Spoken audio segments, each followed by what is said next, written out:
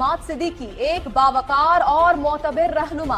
Senior सहाफी के मुताबिक उन्होंने हमेशा कारकुनों और क़यादत के दरमियान मजबूत राबिता कायम रखा।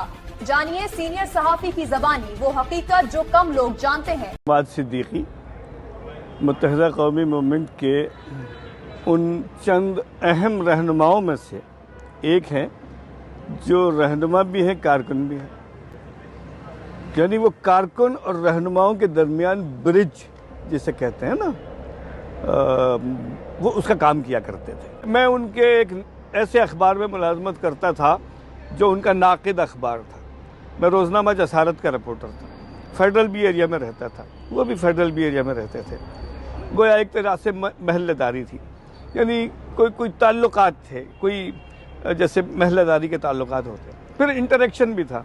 उनके कुछ दोस्त वो हमारे भी दोस्त थे जिनके तवस्सुत से तो मैंने उस ज़माने में भी, जब वो एक जिसे कहना चाहिए एमकेएम के कारकुन थे, मैंने उन्हें एक लचीला शर्मीला एक हम्बल हम्माद सिद्दीकी देखा।